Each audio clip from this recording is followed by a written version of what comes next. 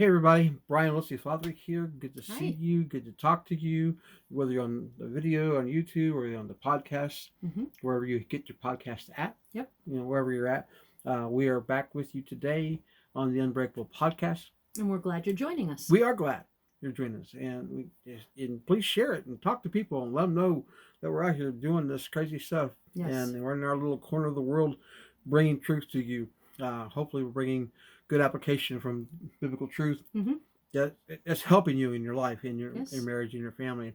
Um, Today, we're going to be talking about a topic that every married couple should talk about, Mm-hmm. every married couple should understand Yes. and get a grasp on. Mm-hmm. We're going to talk about fighting fair.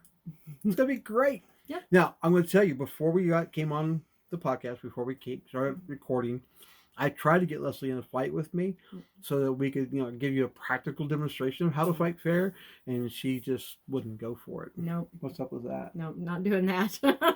She doesn't really like to fight. Neither do I, which is helpful. But there are times Mm-hmm.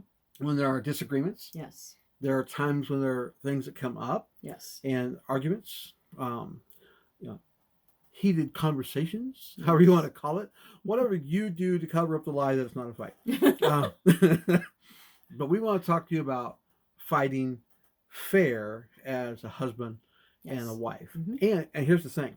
If you'll learn to do this, you're modeling this in front of your children, because they hear you fight. They come to the door, even though it's closed, and they listen in. That's what they do. Mm-hmm. So I want you to be able to do this, because you're modeling how to behave as husband and wife, but you're also teaching them how to fight fair amongst themselves. Yes. As siblings, and when they have an argument with you, Mm-hmm. this can help to curtail Mm-hmm. a lot of major blowouts. Yeah. So welcome to toddler and teen years, and can help you, and can help them. So with that said, we're going to jump right into fighting fair. I'm going to take number one just for a second, because this is the most important part. Before you fight, you pray. Yep. It's hard to be angry and pray. Yes. You can do it. Mm-hmm. I've seen it done. Mm-hmm. But it's hard. Yeah. I will never forget. That was taught to me by my spiritual father, my pastor, years and years and years ago. To pray when there's a conflict. Yeah. And I watched him take this person one time, and they were like steaming mad about something. He's like, "Let's pray." I'm like, "What?" I said, "You lead." And like, "What?" And I watched that, and that served me well. Fast forward years later, we're pastoring a church. We have a conflict. We're in a room filled with the people who are mad at me. As the pastor. We're having this conversation. Kind of a conversation. We're having this conversation, and the lady that was the most angry at me, if she could have just shot me, she would have shot me. And I looked at her. I sat next to her on purpose, and I looked at her and I'm like, "Hey sis, why don't you pray over this meeting?" And she looked at me like, "What?" I said, "Yeah, go ahead and pray." And I bowed my head, closed my eyes, and there was about 40 seconds of awkward silence. Because it's hard to pray when you're mad. Yeah, it is. And it's hard to be mad when you're praying. And she knew as she started praying that her anger was going to subside, but she didn't want her, all that. Yeah. So pray when you're mad. Right. Before you start to fight. Yes. Another thing you can do is, if you have a grievance that you're wanting to address, you can kind of schedule your discussion. You can. Maybe it's not a fight, but a discussion. You might want to schedule it and then pray before you get to the discussion by yourself, and then when you come together, pray together before you start discussing what's bothering you. Yeah. That's another way you can kind of go around that. But prayer, definitely. Yeah. Very important. And like you said, you don't have to pray together before you fight. Pray before you fight. Yeah. Separately. Or at least one of you better be praying before you fight. Right. Coming in and bringing, instead of the spirit of competition and fighting, the spirit of peace with you. They're all called to create. And it's God who fights our battles for us. So we need him on our side. And he's not picking sides in your marriage, but he is wanting you to come together. Yeah. And so it's important to pray. Involve him in the process. So pray before, during, and after the fight. Yep. You can do it. Yep. That's the number one principle that we want to give to you on this. Number two, avoid making assumptions. Yeah. I'll let you address that. I won't assume anything here. Yeah, right. So a lot of times, we are assuming something about our spouse that is really not true. Yeah. But we haven't stopped and taken the time to ask questions, investigate, find out what's happening. And so maybe your spouse is behaving in a certain way and you're interpreting it entirely wrong. Yeah. And so if you will stop making the assumptions and just confront what is bothering you and ask the question of, what is going on, you can pretty much dissolve your fight if you can just get over that assumption. Sometimes that's the answer. So there are other things too, but a lot of times we're just assuming things and we're not really finding out the information. So good communication is really, really important. Yeah. You need to talk with your spouse. Don't just, are you okay? Yeah, I'm fine. That doesn't fly. You have to share, and it goes both ways. You both have to share with one another what's bothering you, what's going on with you. The only time I keep something inside of me without sharing it with Brian is when I feel like the Lord is telling me it's not time to talk about that. It's not time to share that. If the Lord is keeping me quiet about something, then that's the only time that I'm not discussing it with him. But otherwise, we get everything out in the open. We do not make assumptions. We do not allow the enemy to use those assumptions against our marriage. That's right. We found out early in our marriage that if we would shine the light on anything that was bothering us or anything the enemy was bothering us with, then we could get rid of him really fast because he doesn't like it where the light is. So where truth comes out, there's light. Where confession comes out, there's light. You need to just communicate openly and don't assume. Yeah, and assumptions lead to bigger fights. Yes. And bigger problems. One of my favorite memes that goes across social media is the young couple laying in bed, back to back. And she's over there going, he's over there thinking about another woman. And on the other side, he's like, I can't understand why that wrench won't open that bolt. Yeah. And there's like 2 million different captions for this meme. Right. But she's making an assumption about what he's thinking. And he's like, I just can't fix this thing in the car, or I don't know how to do this thing at job. And there was and they make an assumption in the meme that the woman's always making the assumption, which is not the case. Yeah. Guys make the assumption It goes the other way as too. well. And so I'm not picking on you ladies, but just know that you won't know what someone else is thinking or why they're acting a certain way or responding a certain way until you get past the assumption and get to the place that you have a conversation. It's kind of like going to the principal's office. You assume you're in trouble. One of my favorite videos from about a year or two ago was this kid had got the top student in their school award. And they called him to the principal's office, and the principal made him sweat. The kid thought he was in trouble. And for about 60 seconds, the principal made him sweat before he gave him the award and the certificate and congratulations and the scholarship that came with it. But because we assume when we're having a conversation that it's going to be ugly. So assume, if you're going to make an assumption, assume the best. Right. Don't assume the worst. Yeah. But don't make assumptions, period. But if you're going to, assume that we're going to find the solution to whatever it is we're going to be talking about. Right. Because I can tell when my wife's not happy or angry. I'm like, do we need to have a conversation? Well, yeah, I don't want to talk right now. So, okay. Now, I'm not assuming how this is going to go out, but I am looking for an answer for that. So make no assumptions. Also, sometimes I'll, if Brian's making a funny face at me or he could just be thinking about something. It doesn't necessarily mean he's thinking about something towards me. So if I asked him, are you okay? Is everything all right? And he says, yeah. And it still doesn't look convincing. I let it go because he said it was okay. Yeah. So I'm not going to hold that against him. I'm going to let it be and just let it go. That literally happened last night at dinner. We're having dinner at home and I must have had some look on my face. And she's like, did I do something to anger you? Like, no, I'm just sitting here ready to eat my dinner. And she's like, but you look, I was like, I'm fine. And she's like, okay. And she let it go. She did. Now, if she had kept, I'm going to tell you this, if she kept pushing, then I Then would we have got would have had a angry. problem. Then I would have got angry. But she didn't. She let it go. She made no assumptions that I was just lying to her or anything. She took me at face value. Yes, right. And so that's good. Right. So number 3, and this is always fun for people like me who have a sanguine personality. Stay on topic and stay in No rabbit trailing. the moment. Yes. So if you have a disagreement, let's say you're disagreeing about, I don't know. Oh, here's one. Where to go to dinner. And you're disagreeing. You want Mexican? She wants Italian. And you're disagreeing. Well, we had Italian 2 days ago. Well, we had Mexican every day last week.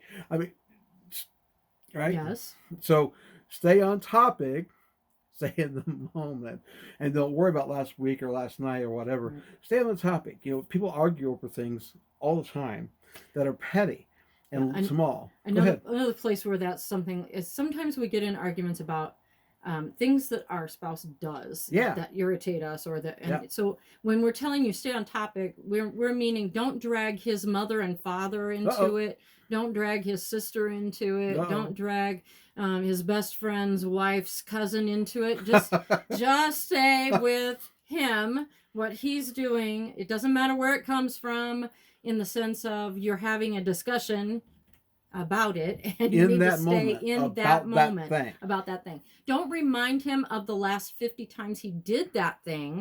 Don't remind her of the last 5 nights that she did this wrong, or the last 5 times she cooked something this way and you didn't like it. Right. Don't remind her of the past. Stay in the moment right then and stay on the topic at hand. Mm-hmm. Don't get off and start to bring in all these other things into the same fight that you're in. That's counterproductive. Very. Yeah. You know, one of our favorite Christian comedians makes a joke, said a man cannot win an argument with a woman because a man is in the moment. He's arguing and fighting about what's happening right here in front of him. Mm-hmm. And the woman has files and video and data and studies and research. He's going to lose. And there's some truth to that. Yeah. But so stay in the moment. If you're mad over something that was just said, mm-hmm. or an attitude that was just carried on with how you responded to each other, mm-hmm. you talk about that one thing. Yeah. Don't bring up 17 other topics mm-hmm. to beat the other person to the one topic. Yes. It's not, you know, it's kind of like a line item veto. Mm-hmm. Yeah. You're just one thing at a time. One thing at a time. We're not making this big deal. We're one. If you don't, it becomes bigger. Right. You know, the old phrase of make a mountain out of a mm-hmm. molehill kind of comes to me at that moment. Yeah. So stay on topic. Stay in the moment. Mm-hmm. So now staying in the moment, let me say this, if you're so mad and you're so angry in the moment, you may need to take a moment away. Yeah. Now don't just walk away. That's a lack of value and mm-hmm. a lack of consideration. Mm-hmm. You may say to your spouse, I need a moment. Can I have a moment? And then we can talk about this. Mm-hmm. That's cool. Yeah. That's communication. Yes. Walking away, turning your back on them and walking away mm-hmm. because you're mad, that is not communication. That's being a 3-year-old. So don't do that. Mm-hmm. You know, stomping away doesn't work. Mm-hmm. It goes back to the whole not making assumptions and communicating. So you want to do that, but stay in the moment. And even in the moment, you may have to do something so that you can have the conversation so it doesn't damage your relationship. Right.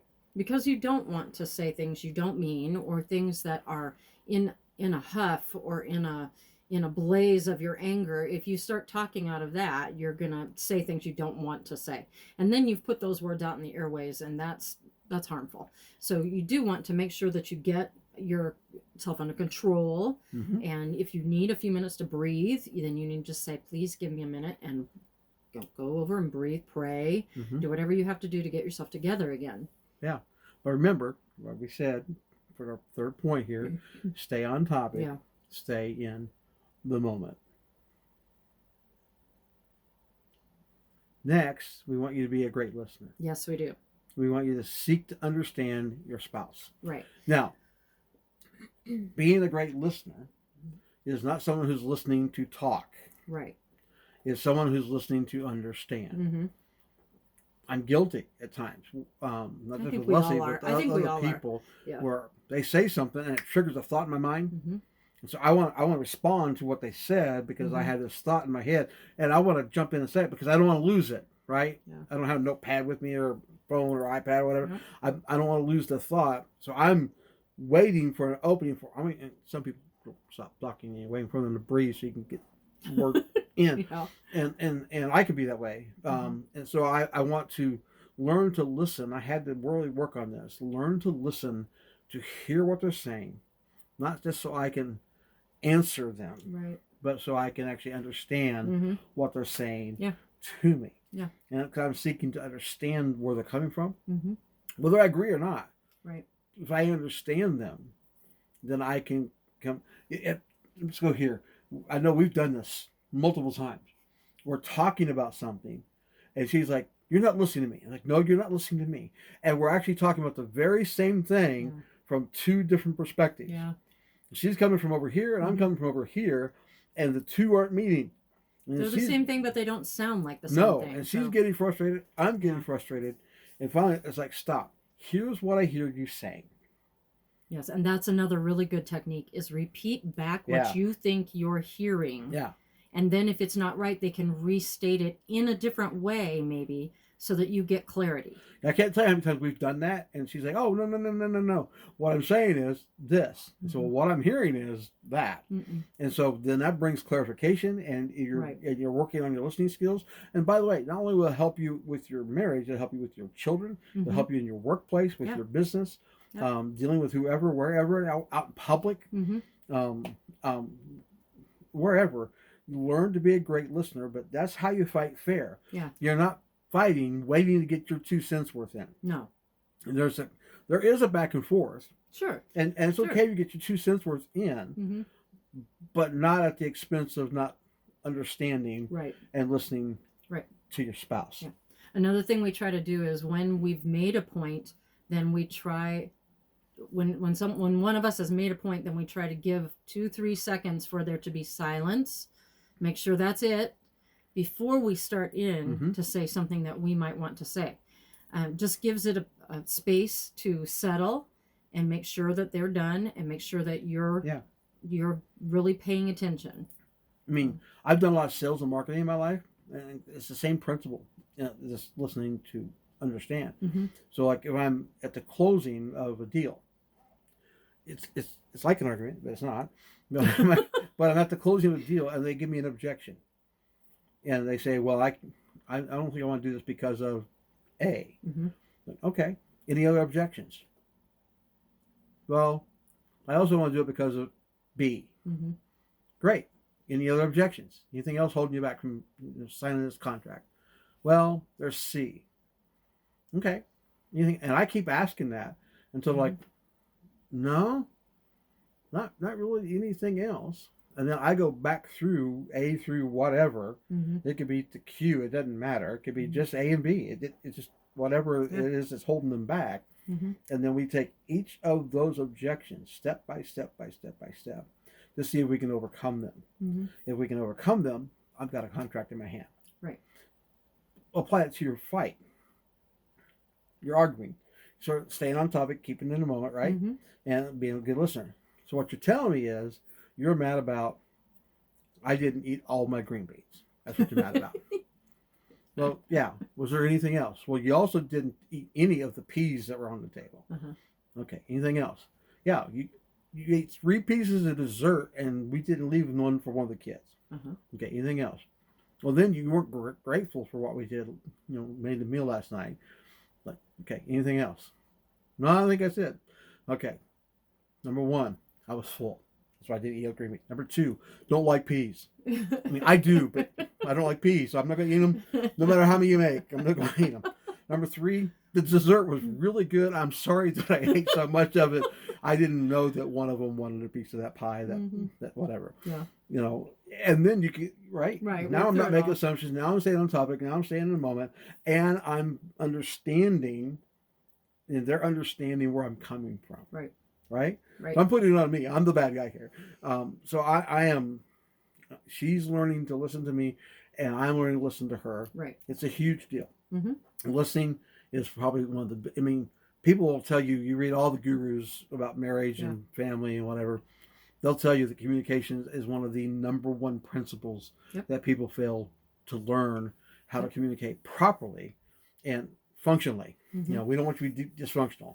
Yeah. You know, I listen to what you have to say. Yeah, you're gonna listen to what I have to say. Right. That doesn't work. No. Okay. Doesn't. So it's actually listening to support and Right. help. Mm-hmm. Number 5, right? Yes. On number 5. Yes. You're I'm on doing number good? 5. You're doing good. I'm staying on topic. I'm in the moment. This is great. I'm not even fighting. This is fun. Show value to your spouse.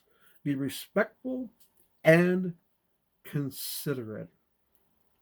Sometimes when you're in the moment and you're arguing Yep. or heatedly discussing, Yes. again, whatever phrase you want to use, Mm-hmm. it's difficult sometimes to not lose your cool. Right. And not lose the understanding that you devalue your spouse Mm-hmm. by some of the things you say Mm-hmm. or even don't say. Yeah. You know, like silent treatment. Completely showing lack of Well, value. it doesn't work for having an argument. No. It doesn't work for resolving an No, argument. not at all. It has to be communication. You have to talk. Yeah. You know, denying each other's intimacy because you're mad. Mm-hmm. That's not showing value to your spouse. No. You know, and that's not being respectful or considerate. No It's just name not- calling. No name calling. Don't call names to each other. You just don't want to do that. You're just degrading them, and that's not Yeah. helpful. You're just like your mom. You're just like your Oh yeah, don't go there either. dad. That's, That's disrespectful. it is. That's inconsiderate. Yeah. Because they're their own person. Mm-hmm. So we want to show value to them. Yes. You know, like I was talking about when we're having a conversation, I'm like, okay, I want to understand what you're saying to me. Mm-hmm. Please repeat it. What I'm hearing you say is ABC. Mm-hmm. No, what I'm saying is XYZ. Well, how in the world do you get that from that? I mean, Mhm. you have that conversation. Well, this is where my brain, because her brain works completely different than my brain works. Yep. You know, one of my favorite things, I've seen this before. I've seen it in bookstores. I've seen it online. It's a book, and it's about, 15 inches deep, Yeah, really. Big. 18 inches wide, and it says everything that a man understands about a woman. You open it up, and it's just nothing but blank pages. Yep. There's some truth to that. So we're trying to get you past that, get some stuff written on the pages. Amen. Amen, she says. Amen. So we want to show value. We want to show respect. We want to show honor. We want to be considerate. Yeah. So that also means Go ahead. don't talk over the top of them. If they're making a point, don't talk over the top of them. Yeah. That means if they're expressing a feeling, Mm-hmm. you don't make fun of that feeling. It means things, you just are considerate. You're Yeah. thoughtful. You are considerate of what they are saying, and you're trying to understand. So if you are acting in any way contrary to that, you're not being productive to the discussion. No, that's good. Yeah. That's good. So again, showing value, being respectful, and being considerate to your spouse. You don't want to disrespect them in any way. You want to be inconsiderate to them in any way, and you want to show value. Yeah. We actually argue over sometimes. She's like, just make a decision. I say, well, I want your opinion. Well, just make the decision. I'm like, but I value your opinion. You don't need my opinion. Yes, I do. You're my spouse. I need your opinion. I'm trying to be respectful. It goes both ways. What was that again? It goes both ways. Oh, okay. I think she just talked over He me. also wants to give me his opinion sometimes. So anyway. I have no idea what she's talking about. Yeah. Anyway, is this helpful? We hope so. Number 5. Number 6. Number 6. Remember, you're on the same team. What? You guys are married. You are on the same team. You are one. Huh. Yeah. So, Who knew? don't fight against your team member. You don't win games that way. Oh, you can fight against. You have an argument with your teammate. I'm a sports guy, and I had arguments with some of my teammates from time to time. But when it came down to it, we're on the same team. Yep.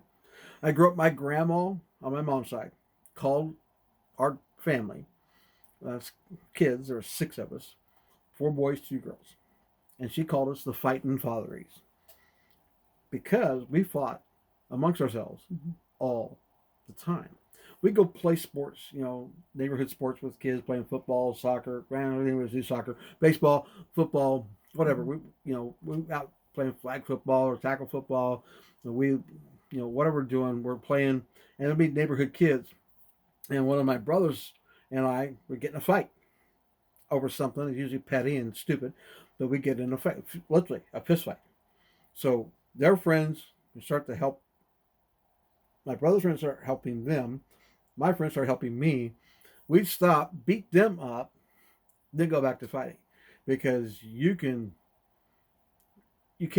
beat my brother up because we're on the same team. I could beat him up, but you cannot. Stupid, but that's the way we work. Doesn't make sense. It doesn't make sense.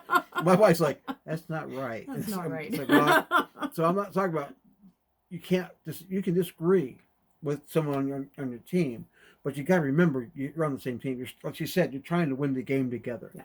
You're trying to win the game of marriage. Yep. You're trying to win the game of life. Yeah. You're trying to win the game of raising children. Mm-hmm. You're trying to win the game together. Yeah. And for you to not remember that, even when you disagree, is really going to make your success almost impossible. Right. You've got to remember Yep. you're on the same team. Yep. Speak to that. Yeah. No, you need to look at your spouse not as your adversary, Come on.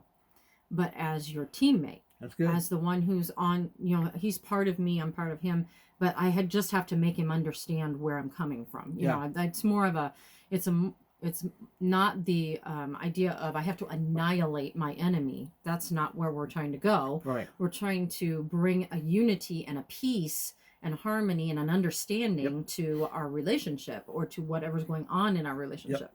So just keep that in mind when you are trying to resolve things, when you're trying to discuss things. You need to be not viewing him as the enemy, but viewing him as part of you. Yeah. And we may not always try to do the things the same way. For example, there's times when I was talking when my kids were little, and when my children were smaller, and Leslie was like, I need you to watch the children for the next hour or two. I'm going to go do whatever. Maybe she just needed a break because we had 5 kids and she just needed a break. I'm going to take the car. I'm going to leave. You watch the children. Well, the way I watch the children is not the way she watches the children. Nope. Dad watched. Yes. Mom watched. Yes. There's a difference. Yep. And it's okay. It's just different.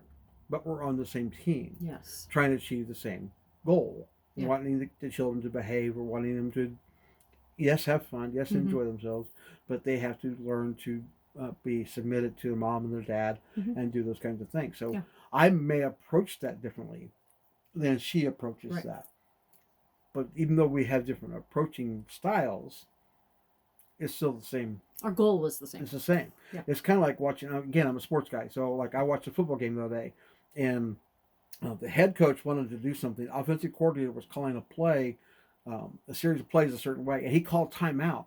He didn't yell at the guys, the team. He got the offensive coordinator over, and you could tell him, I want you to do whatever it was he wanted him to do.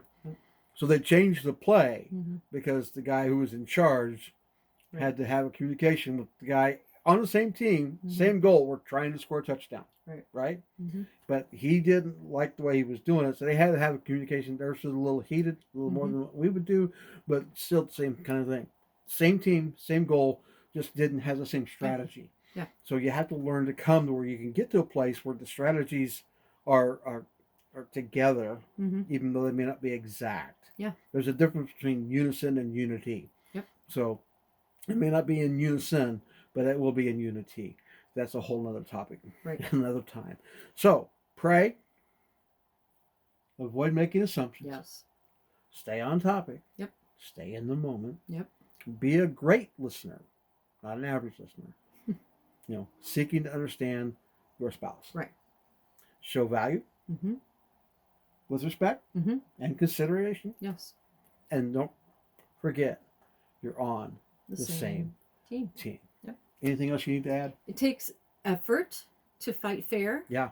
Just like everything in your marriage takes effort. And commitment. It takes effort to fight fair, but it's so worth it because you will develop fruit of deeper intimacy, and you'll have better communication skills, and you will end up having a stronger marriage. And so we just really want you to be encouraged to fight fair in your marriage. It's really worth the effort that you put forth. Yeah. I want you to do me a favor as we're getting ready to leave here. If you're getting this on a podcast and there's a place that you can comment about how you learn something from this on how to fight fair, and how it changed your perspective on something. Mm-hmm. Let us know. If you're catching it on YouTube, just put the comments. Yeah. Let us know, hey, this is how I fought, Mm-hmm. but now I'm going to fight this way. Mm-hmm. Let us know if it's helping you. We want to know. Yeah. We want feedback on if this information that we're bringing to you is helpful to you. Mm-hmm. We know it's helpful to us, Right. but we want it to be helpful to you Yeah. in your marriage and in your journey of raising children and staying together Yes. on the same team. Yes. With that said, thank you for hanging out with us for this episode of the Unbreakable podcast. Yes. Whether you're watching on YouTube, listening to on the podcast streams, we appreciate you being there with us, and thank you for that. And like and share, subscribe, all those good things. You'll hear that on the outro. But we want to remind you. Yep. So, one last quick thing. My wife's new book is soon coming out. We'll let you know in the next couple times we talk. So be ready to go buy a book to help you raise a godly family. All right? We'll talk to you later. Talk to you soon. Bye.